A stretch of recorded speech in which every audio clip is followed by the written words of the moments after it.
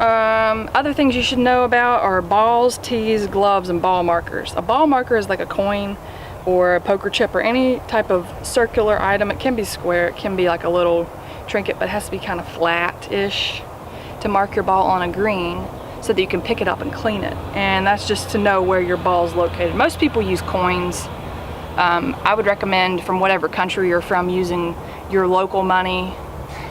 It's just cheaper, easier, you've got it with you, so you don't have to worry about trying to find something. If you want to use a unique coin, you can, but you want to support your country, so that's why I say that. And okay, the next part is basic types of shots. So when you're looking at the ball, which way it goes, right and left. So if you're right-handed and left-handed, it's reversed. I'm saying it for the right-handed person, okay? So basic types of shots. A straight shot's down the middle. Fade is kind of going off to the right just a little bit. A draw is kind of going off to the left just a little bit. So it goes one way or the other, not a lot, okay? A slice is a really, really big version of a fade. It's going way, way right. And then it's opposite for the left-handed. And a hook is going way, way left. So that's basically the 4 or 5 types of shots that most people generally hit. Obviously, there's other shots, like there's one called a worm burner, where it goes really low to the ground and never gets in the air. That's the worm burner. A chunk, you basically hit way behind the golf ball and it doesn't go very far. That's the same thing for fat. Fat and chunk are similar.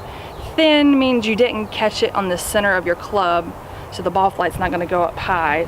It gets a little bit up in the air. Bladed it's the same thing. You just hit it right on the blade of the club. And a bleeder, it just kind of falls off. It bleeds off to the right. Okay.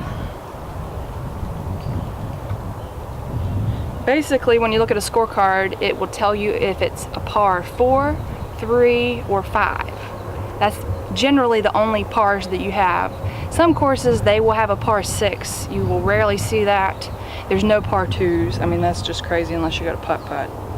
So what par means is that's level for that hole. That's what you're supposed to shoot on that hole. A birdie is 1 shot less, so it will be -1. A bogey is 1 shot plus, so it will be +1. Double bogey +2. Eagle -2. Albatross, that is a 2 on a par 5, so that's 3 under on a par 5.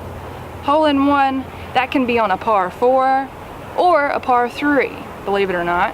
I almost had a hole in one on a par 4 once, but not far away. They gave me a little trophy for it. I'll have to find it one day, but basically that means off the tee box, your ball goes in the hole.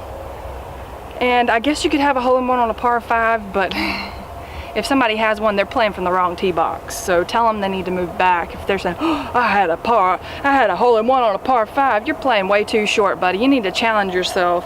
A triple bogey is 3 over par. So on a par 5, that would be an 8. On a par 4, that would be 7, etc., etc. A quad is 4 over par. Snowman, that's an 8. So you could have a snowman on any hole, whether it's a par 3, par 4, or par 5. And you don't want to have a snowman. That's terrible. Now if you're beginning, I would recommend moving as forward as possible. Go up to the front tee box, go up to the 100-yard marker, start out there. Don't have any snowmans if possible. Then you can move back. That's really some good advice. An X is basically when a golfer picks up the ball and says, I'm quitting. Now the only time you would really have an X, quote, quote, is in match play. If you're playing match play, or if you're out here by yourself and you're keeping score and you can't find your ball and you just gave up. If you're planning on having an X, or if you're thinking, I'm just quitting this hole, try not to quit the hole. Keep playing it out. You know, you can build and learn from your shots. Having a good demeanor and just playing the hole is the best you can.